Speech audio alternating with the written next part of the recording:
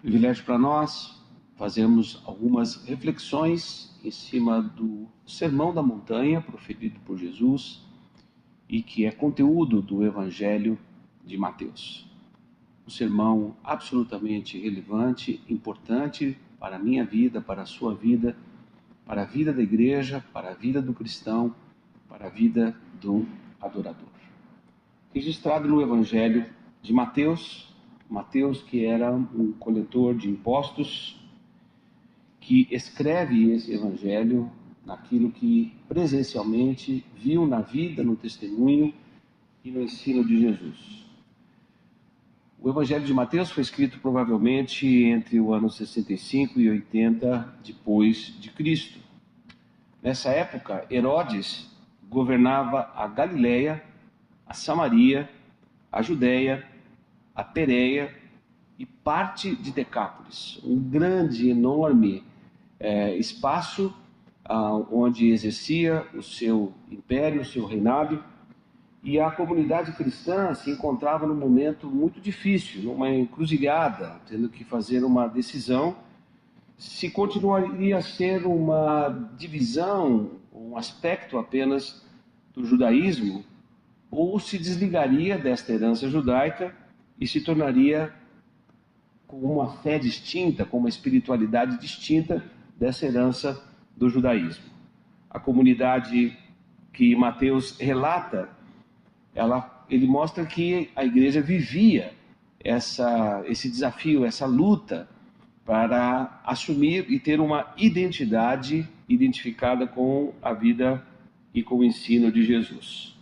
A vida de Jesus e o ministério de Jesus afetava diretamente os cristãos judeus que lidavam principalmente com questões rituais, legais, sociais e também políticas. Mateus relata que Jesus é o Messias esperado, que o reino de Deus começa a se instalar na terra com a chegada de Jesus. Mateus traz essa advertência já no início do Evangelho. O reino de Deus é chegado, arrependei-vos e crede no Evangelho. Então Jesus já chama e mostra a importância do reino de Deus, mas a necessidade de passar por um processo de arrependimento pessoal das pessoas entenderem que caminhavam sem Deus na inclinação dos seus próprios pecados e que não consideravam o reino da vida de Jesus, principalmente os judeus que esperavam um rei militarmente forte e não alguém que fosse cuidar da dimensão da vida espiritual e existencial do povo de Israel. Mateus reafirma: Jesus é o Messias esperado, ele é o rei de Israel, ele cumpre as promessas feitas no Antigo Testamento, mas ele age de um modo contrário à expectativa dos seus judeus contemporâneos ou do povo de Israel. Jesus é o rei de Israel que cumpre as promessas do Antigo Testamento, e Mateus mostra que o Evangelho de Jesus é para todos, não somente para judeus, mas para gentios que não tinham nenhuma herança religiosa. Jesus surpreende a todos, propondo e trazendo uma mensagem de salvação e da implantação do reino de Deus no coração de homens e mulheres que vão se arrependendo dos seus pecados, reconhecendo o seu senhorio e a salvação que ele trouxe. Jesus é a presença do reino entre nós e em nós. Provavelmente o Sermão do Monte é talvez o trecho ou as palavras mais conhecidas proferidas por Jesus. Um sermão que vem propor uma contracultura já naquela época do que era vivido em termos de religiosidade. É um manifesto da fé cristã, o Sermão do Monte. É um ensino atemporal, não somente para aquele momento onde ele era proferido, mas também tão pertinente para os dias de hoje, para a minha vida e para a vida da igreja. As gerações, elas têm dificuldade de conviver com o legado da geração anterior. Então, nós precisamos nos esvaziar de qualquer preconceito para ouvir as palavras de Jesus e as mensagens que Jesus traz no seu Evangelho e que exemplifica como referencial da fé cristã. Eu quero ler o início do Evangelho de Mateus, para nós entendermos um pouquinho do contexto.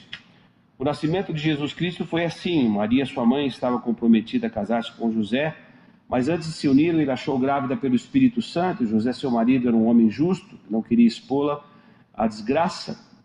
E tendo José em mente separar-se, um anjo do Senhor apareceu, dizendo: José, filho de Davi, não temas receber Maria, tua mulher, pois o que nela foi gerado é do Espírito Santo, e ela dará à luz um filho, a quem darás o nome de Jesus, porque ele salvará o seu povo dos seus pecados.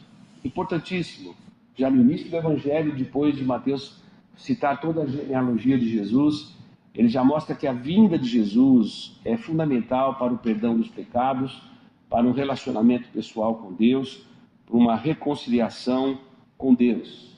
No capítulo 3, nós vemos já João Batista anunciando esse reino e cumprindo aquilo que o profeta Isaías disse: voz do que clama no deserto, preparai o caminho do Senhor, endireitai as suas veredas.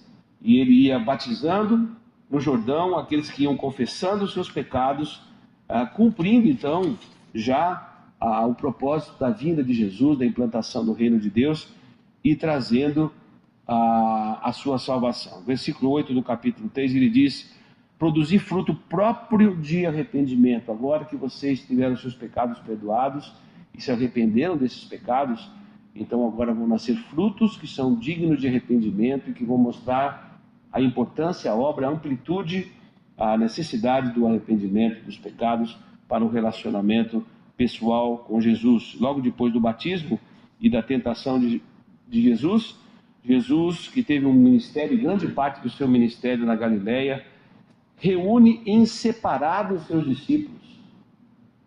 Multidão que vinha caminhando com Jesus, e ele se retira, vai para o monte, chama os discípulos mais chegados e ele começa o seu sermão do monte. Capítulo 5, versículo 1: quando viu as multidões, Jesus subiu ao monte, e havendo-se sentado com os seus discípulos que se aproximaram, ele começou a ensinar, então, em princípio, as bem-aventuranças e todo o conteúdo do capítulo 5, 6 e 7. Então, quando nós acolhemos e vamos examinar com mais cuidado em outras reflexões a mensagem do Sermão do Monte, nós temos que entender que esse sermão não foi feito diante de uma grande multidão, mas no meio da multidão Deus chama os seus discípulos para que pudessem ouvir e considerar essa mensagem tão importante, fundamental, radical, que nós precisamos conhecer.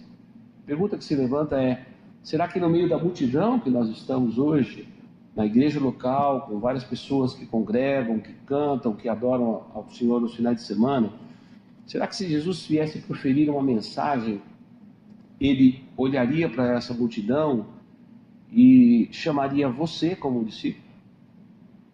Você é de fato um discípulo de Jesus? Você tem considerado o Evangelho do Reino? Você tem considerado a proposta radical do Evangelho? Essa é a pergunta que se levanta, e é uma pergunta que vem para nós também, porque Jesus traz os seus discípulos, que ele reconhece que são seus seguidores, para proferir essa mensagem que teria impacto depois nos séculos que se seguiram. Que Deus abençoe a você, ouvinte, e também que assiste a programação da TV CMC. tvcmc.com.br é o nosso canal para compartilhar o Evangelho do Reino de Deus e o senhorio de Jesus Cristo.